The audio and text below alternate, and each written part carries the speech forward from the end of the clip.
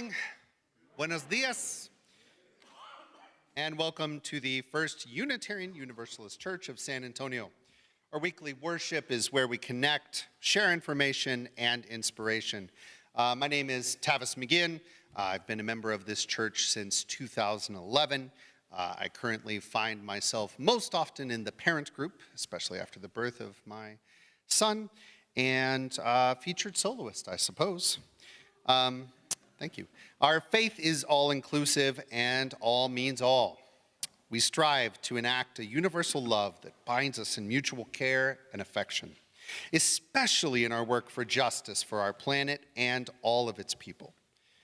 Let us bring to mind the many different homelands of our ancestors and be grateful that we can join here in beloved community, owning in part to their journeys.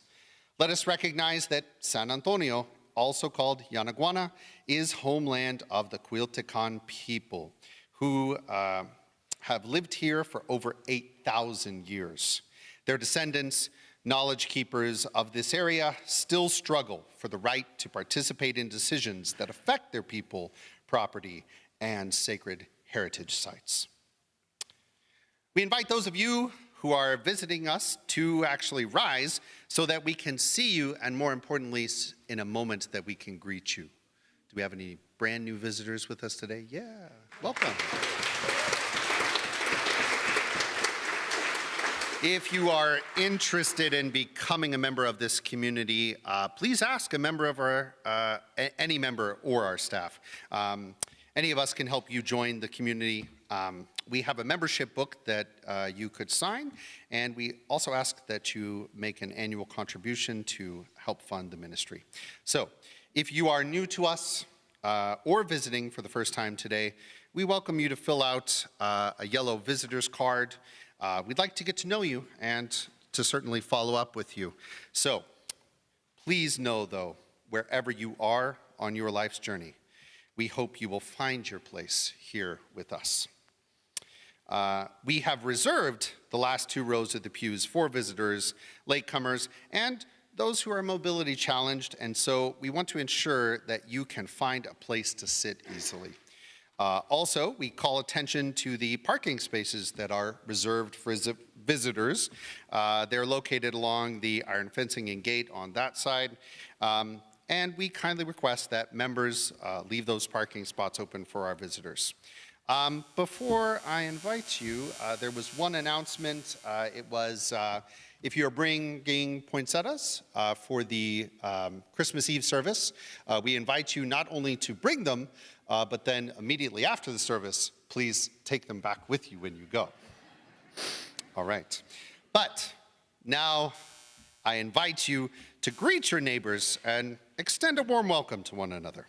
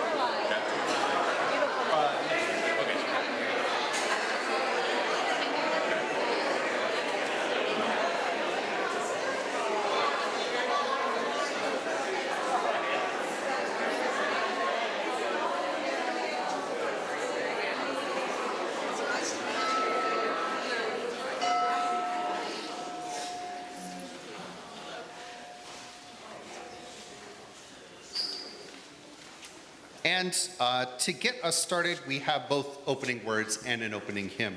As far as the opening words, I invite you to responsively read with me the sections in italics. That would be number 720. We remember them out of your gray hymnal.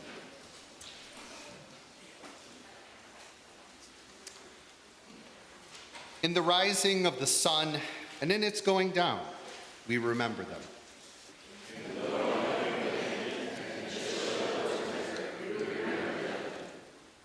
In the opening of buds and in the rebirth of spring, we remember them.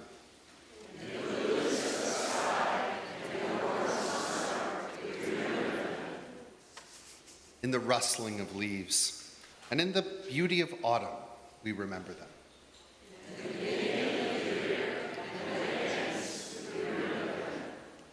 When we are weary and in need of strength, we remember them.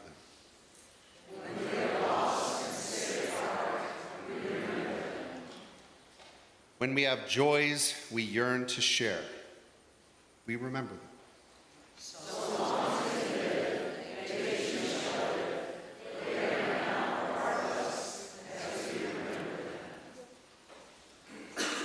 And as we invite you to rise as the Spirit moves you for our opening hymn, myself and the choir have a challenge for you folks.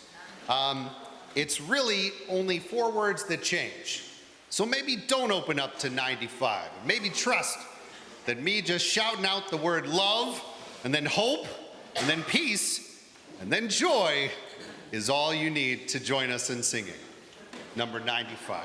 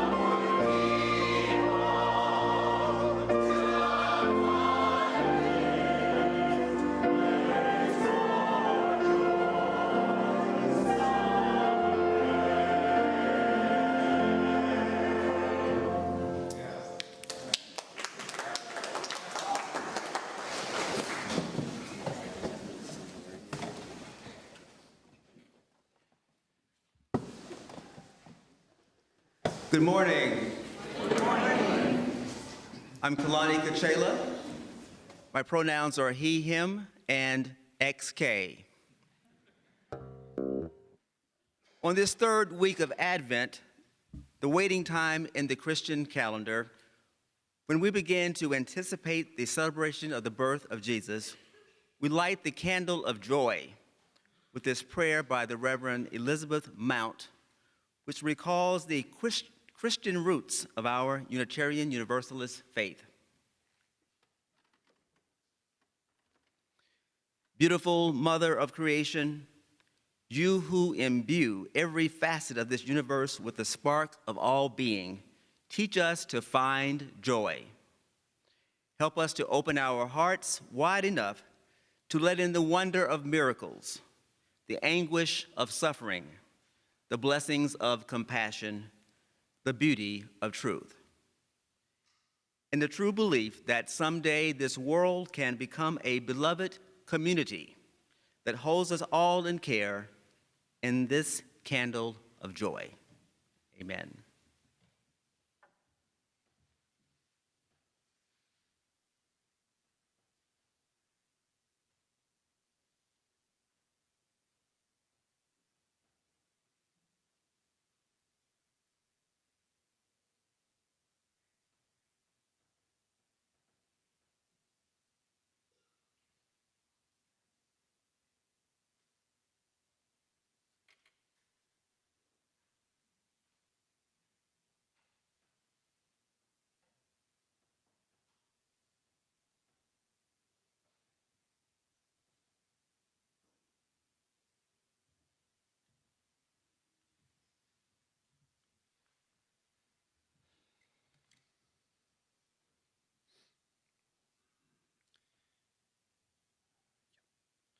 We are called as Unitarian Universalists to build the beloved community where all are welcome as blessings.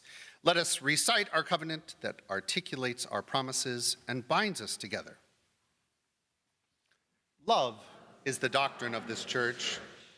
The quest of truth is its sacrament, and service is its prayer. To dwell together in peace, to seek knowledge in freedom, to serve humanity in fellowship, to the end that all souls shall grow into harmony with the divine. Thus do we covenant with each other. El amor es la doctrina de esta iglesia. Su sacramento es la búsqueda de la verdad y su oración es el servicio, convivir en paz, buscar sabiduría en libertad, dar a la humanidad nuestro servicio fraternal, para que todos los almas crezcan en armonía con la divinidad, así pactamos el uno con el otro.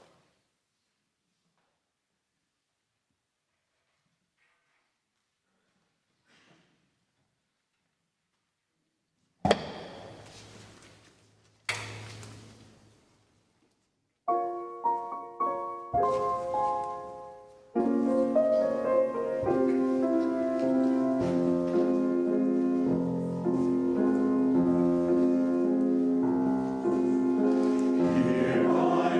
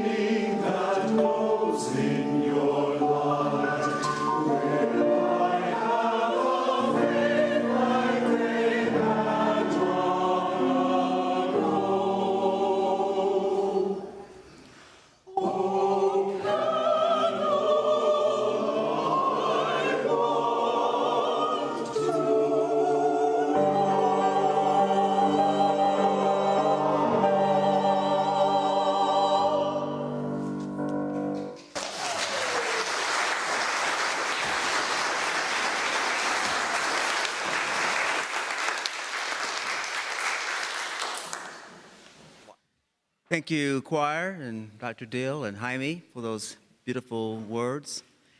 Each of us is a candle that glows. I hope you see yourself as a bright, shining light, and we invite you to take your light into the world so that all people will hear and see and know about the great faith that we represent here.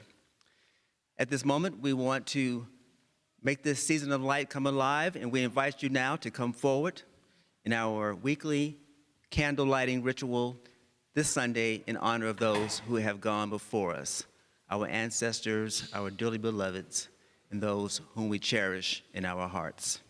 Please come forward.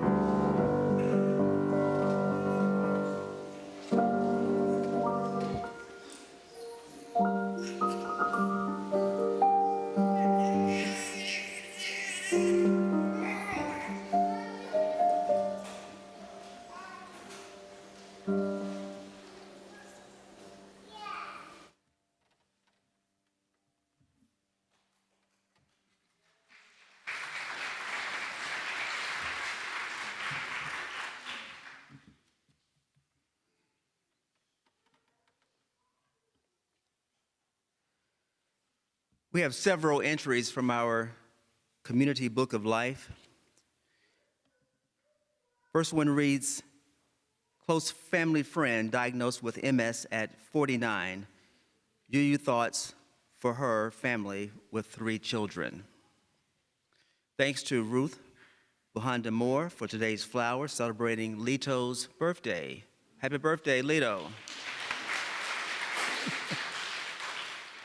Thank you to Carol Collins for last week's flowers in memory of Howard Peak.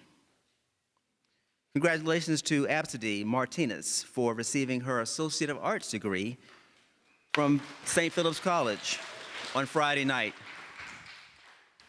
Courage to the people of Pepperdine University, the community whose campus has been destroyed by fires. Courage for all who have TRICARE insurance and are caring for trans loved ones. The wisdom to say yes to the life that is meant for us and no to everything else. Congratulations to Holly for getting her master's degree.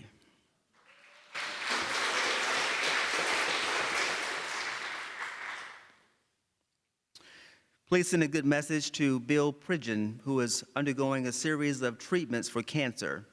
Nancy says he is doing well. And my mom is fighting breast cancer and losing her energy to fight. Her faith is helping, but she is struggling, and I don't know how to help her by being other than being there. Well, please let her know that we are here also.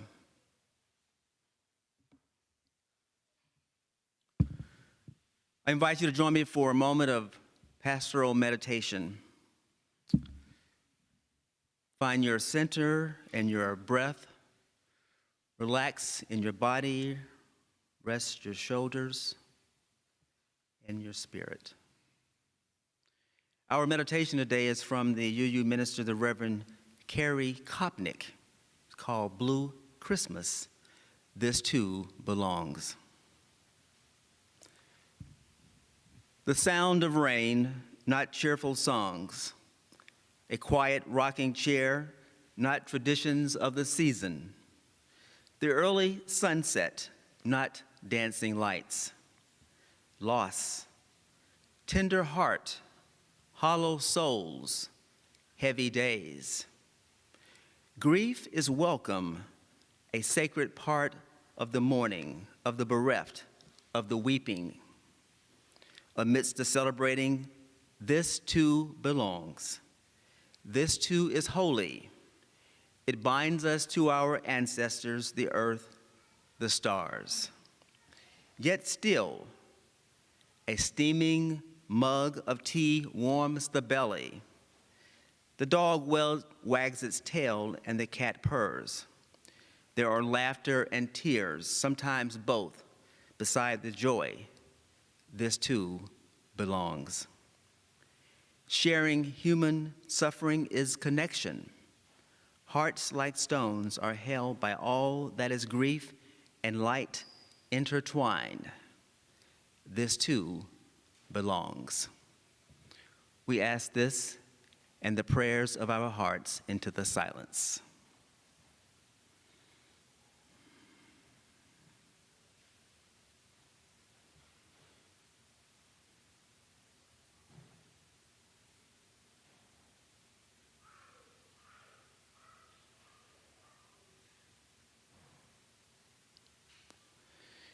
We ask this amidst the sounds of the kids in the vestibule. In the name of all persons present and absent, known and unknown, remembered and forgotten, and all helpers of humankind. Amen.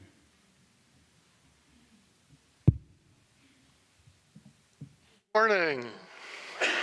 My name is Tim Versteeg. I am the DLRE here. My pronouns are he, him, and it is time for the children to come down and join me to explore what's in 2 boxes today.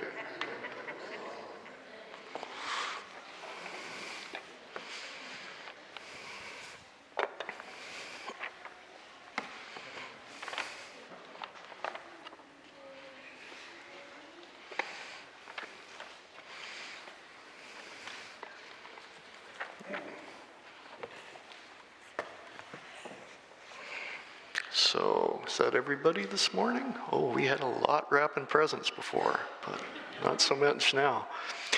So I'm not going to shake this one today.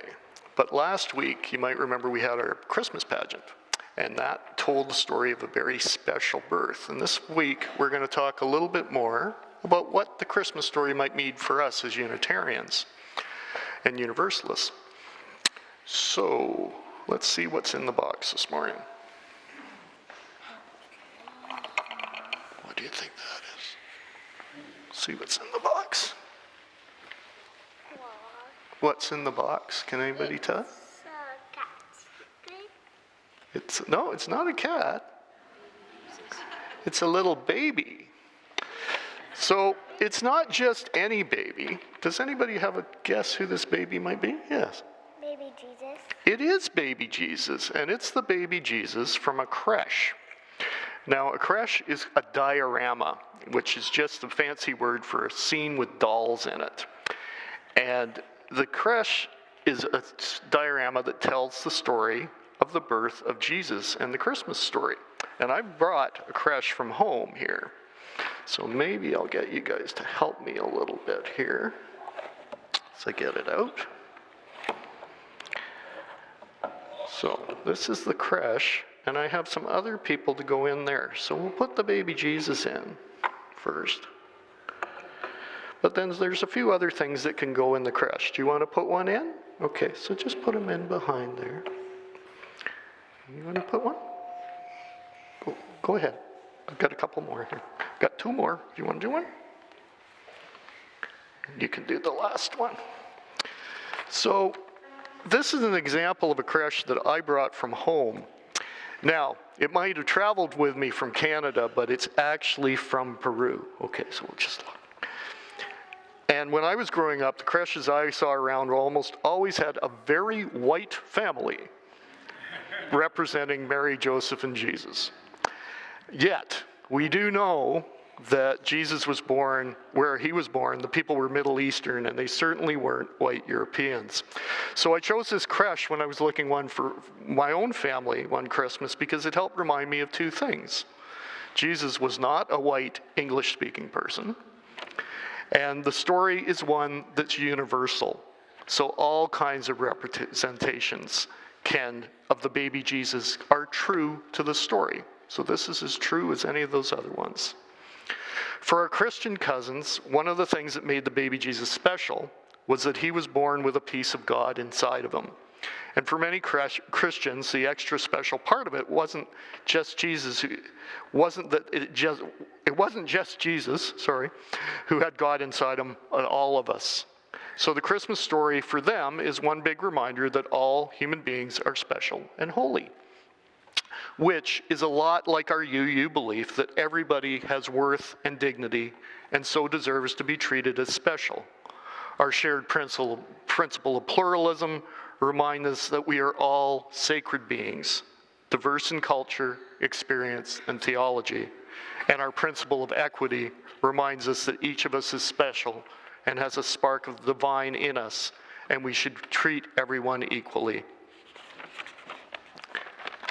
And that is our message for today. And if you are signed up to go to the playground, you can meet back with Absidy and Halen.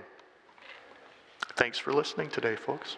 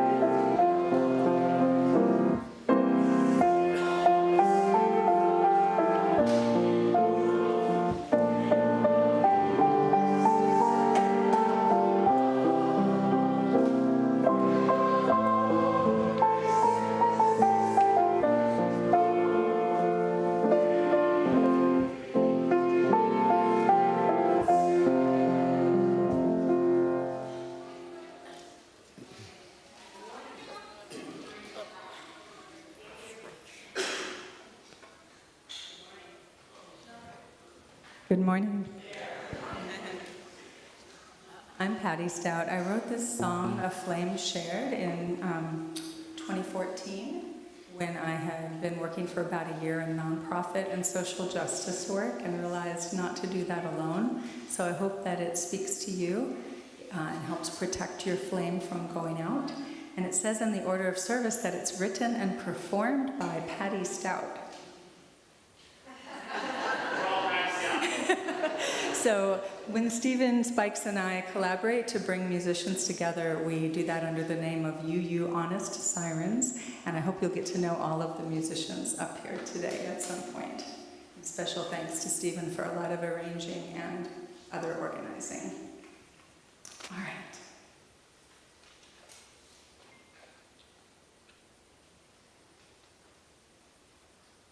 One, two.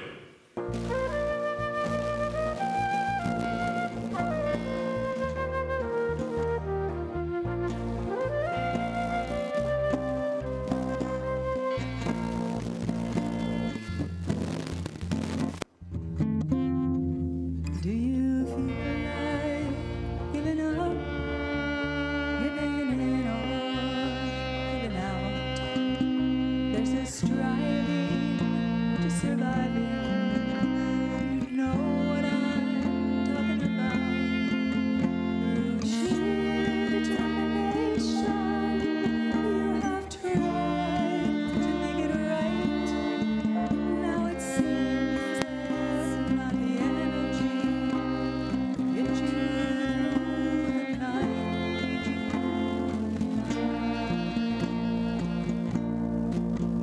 In the dark, the moon reflects the sun's light. In my heart, I know we're from the one light. We each have to do our part, but not apart and all alone. A flame shared is not divided, candles lit, we stand united. I see the light reflected in your eyes. A flame shared is not diminished, candles burning to the finish. May our light multiply and shine into the darkest places in love.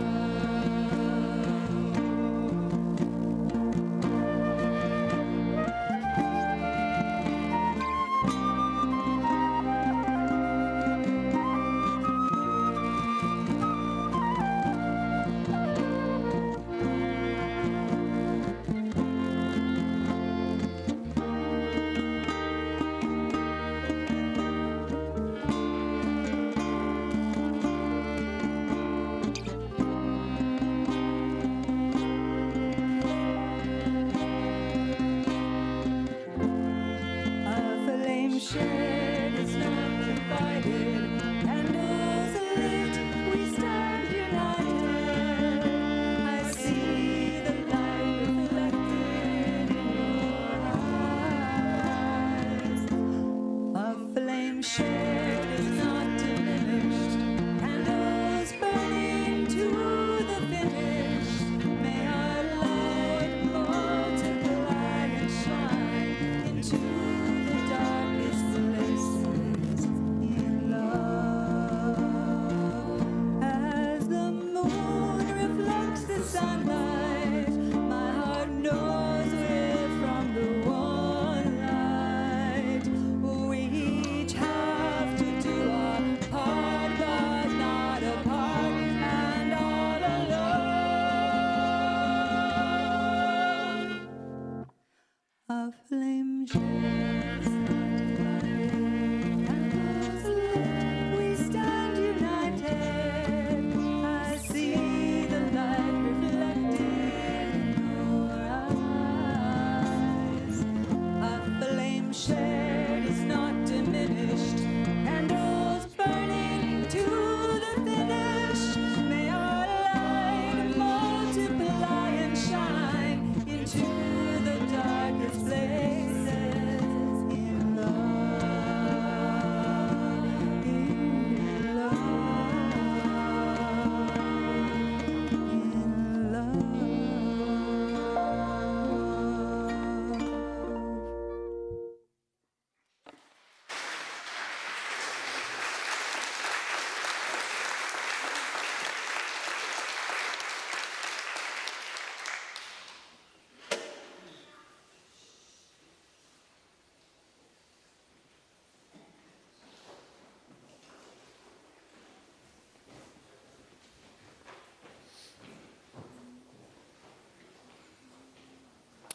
Our reading today, How Not to Fall into Despair, by Brad Stolberg, who is the author of Master of Change, How to Excel When Everything is Changing, including You, Embracing Life's Instability with Rugged Flexibility, a practical model of resilience.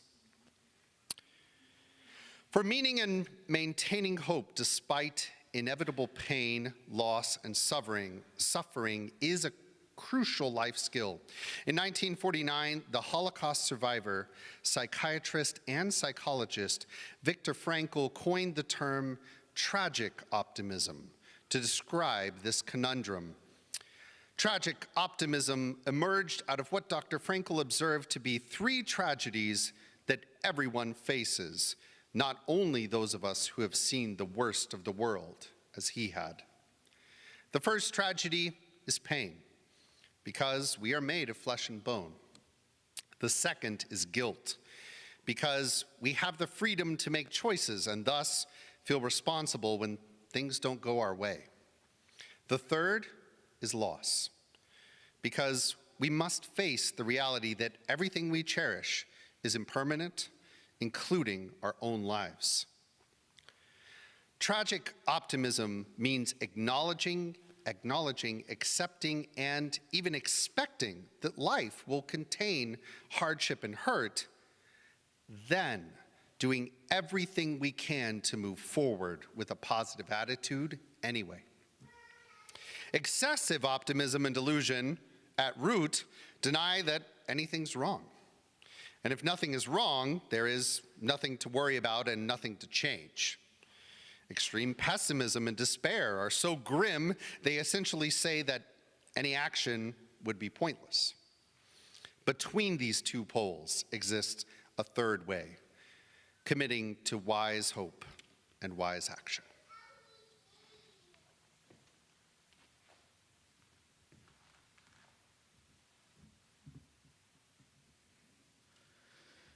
I want to begin by thanking Tavis for the lovely reading and for assisting me this morning. You would think that he's been practicing for weeks. Indeed, it's only been less than 24 hours that I asked him to serve, so let's give him some love.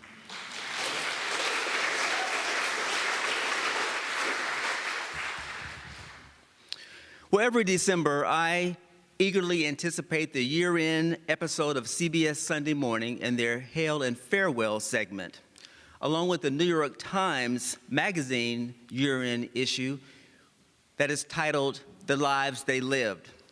Both celebrate lives that have changed us. Today's message is a celebration of lives closer to home. We often call this service the Blue Christmas service, so I'm wearing my blue just to represent the tradition.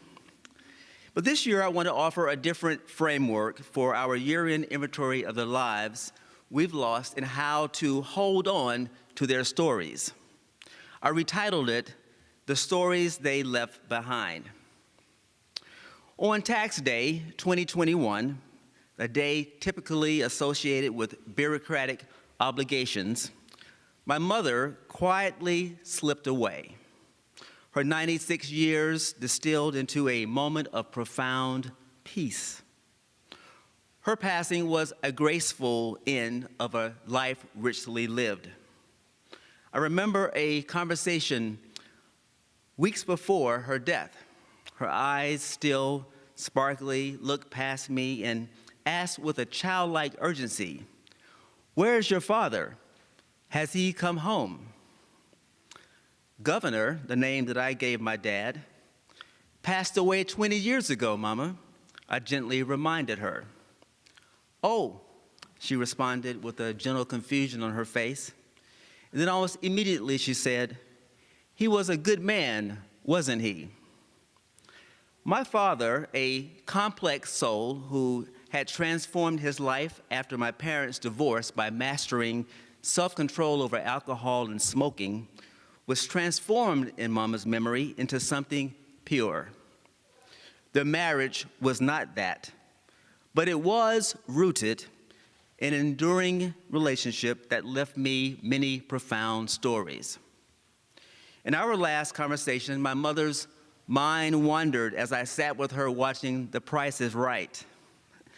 Witnessing her journey complete and conclude, I felt enormous gratitude. Our relationship had not always been seamless. Like many family bonds, ours had navigated complex terrains, moments of misunderstanding, periods of distance, and profound reconnections. Yet as she approached life's final threshold, what remained for me was a story of gratitude, not despair.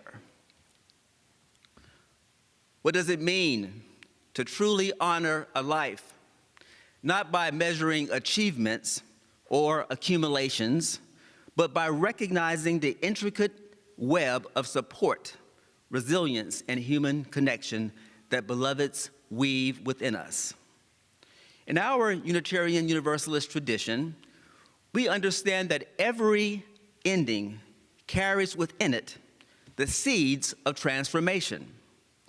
Grief is not a straight line, but a twisting, turning path filled with moments of intense pain and unexpected glimpses of peace, demanding our complete acceptance. To those carrying loss, whether recent or long carried, I offer you this. Your pain is sacred.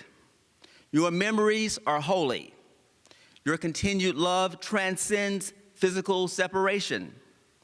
In this community, we hold space for the full spectrum of emotion, believing that our vulnerabilities are portals to profound connection.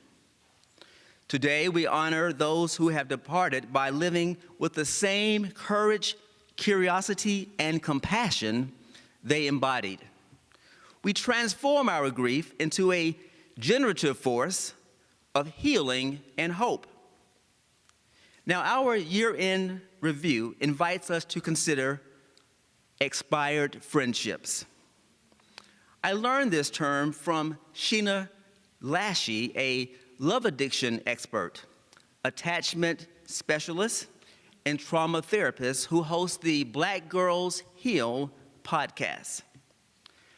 According to Lashy, many relationships run their course. They have done the job they needed to do. They were there during the seasons we needed them. They provided the wisdom, comfort, laughter, distraction, and bonding we needed.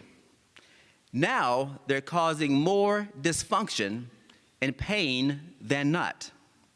The friendship has become toxic. There are 3 signs of an expired friendship. Number 1, you go to your friend to discuss something they did that caused you harm, and they turned it back around on you. Number 2, they like to do gotcha moments to prove you're wrong. Or if you do something good, they must one-up you. And number 3, says Lashy, y'all don't have anything to talk about except mess, broken relationships, trauma, and drama. Gracie Adams is a 25-year-old singer-songwriter who opened for Taylor Swift on the Eras Tour. And I want to tell you that I live streamed that concert last Saturday night, which was a real tour de force. Gracie Adams did open for her. And Taylor Swift came on at 11 o'clock p.m. and performed for 3 hours. Tour de force. Adam's song, I Love You, I'm Sorry, gets after this idea of expired friendships. The song has a lyric that says, quote, I like to slam doors closed. Trust me, I know it's always about me, end quote. Well, expired friendships are about us, and sometimes we need to slam the door closed. To this point, Lashy wisely says, no one's emotional safety and security is more important than yours. None of us should be sacrificial lambs for another individual. In the last 2 to 3 years, my friendships with Randy, Rick, and Julia all expired. They ran their course, and it hurts. And though they expired, they still occupy space within me.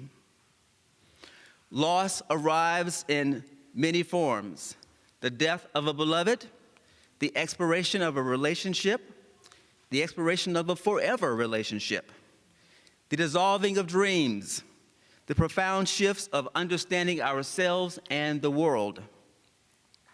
Each loss is unique, yet universally, grief is the language of the heart, learning to reconcile what was with what is. I invite you to imagine grief as a river, sometimes a gentle stream, sometimes a thundering rapid. It cannot be controlled, but it can be seen. It cannot be stopped, but it can be beheld. I've stood on many river bottoms. Some support me, others are like quicksand. Grief can be imagined as a body of waves. In California, the water people warn you, never turn your back on the ocean when walking away, because a riptide can suck you under in a flash, and you'll be gone forever. Someone else's story. In our spiritual but religious tradition, we understand healing is not about forgetting, but about remembering the stories that make us who we are. We do not seek to minimize pain, but to create spacious places in our body that hold compassion. And belonging to this spiritual but not religious tradition and this community reminds us that we create the space together. Consider the human heart's resilience, how it can be simultaneously broken and whole.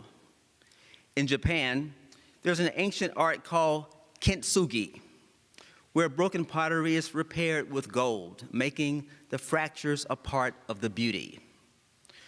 When we recall those who have left us over the past year or in years past, our grief is like a piece of broken pottery.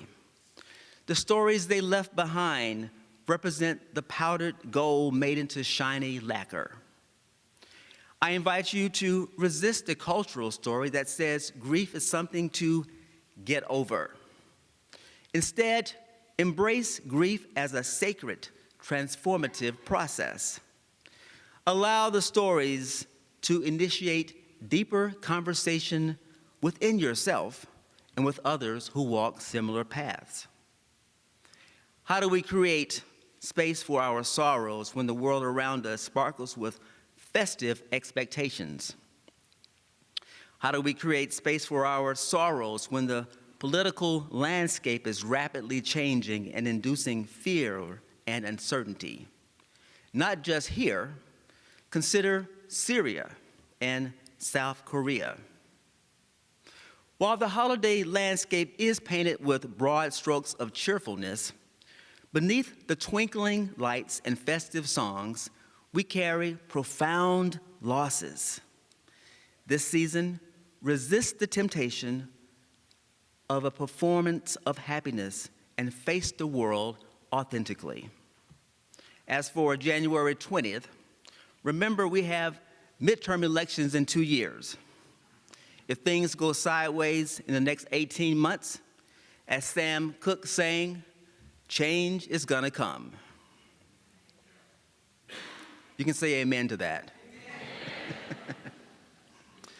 I love that article from Brad Stulberg titled, How Not to Fall into Despair, because he invites us to face challenges of loss with our eyes not closed, but wide open. When the tendency arises to romanticize a story they left behind, be empowered to see it clearly. Stulberg writes, wise hope and wise action ask us to accept the situation and see it clearly for what it is, and then muster the strength, courage, and resolve to focus on what we can control.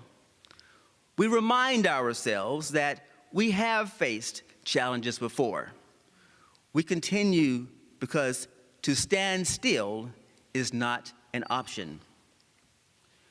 Grief that results from death, divorce, lost jobs, farewells to furry friends, and expired friendships call us to wise action and wise hope. We have been there before. We must continue to stand.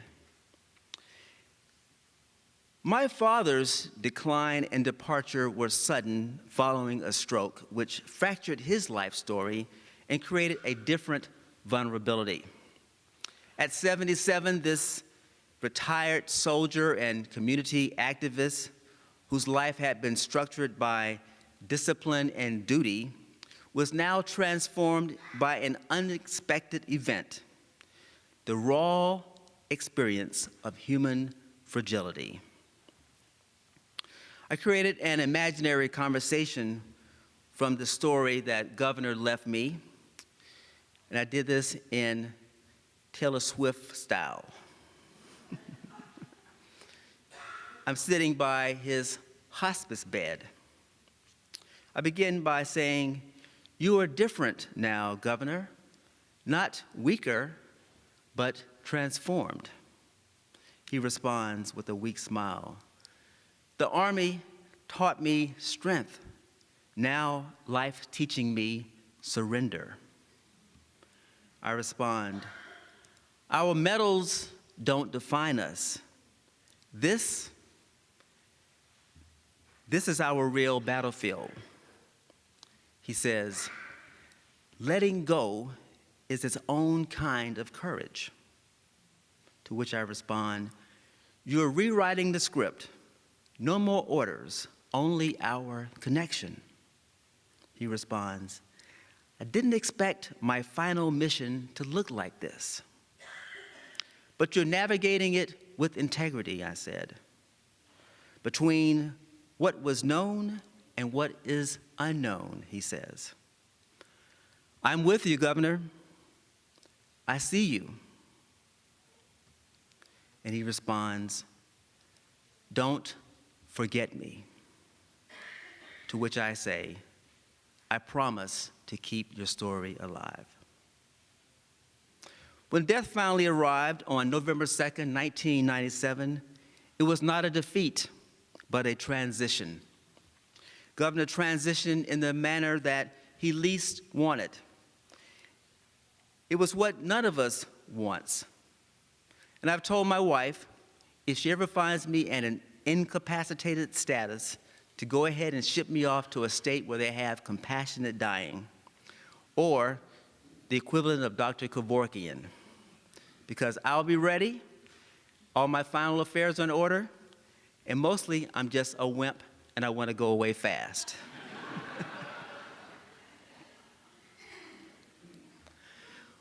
What does it mean to truly witness a life's completion? To honor the complex landscape of human experience, where strength and tenderness, duty and love, discipline and vulnerability are not opposing forces, but the content of our unexpired lives. In remembering my parents, friends, and other beloved stories, I am reminded that our most profound moments of connection emerge not from our achievements, but from our capacity to fully grieve and to remember that standing still is not an option. And let it be a dance. Amen, Ashe, and may it be so.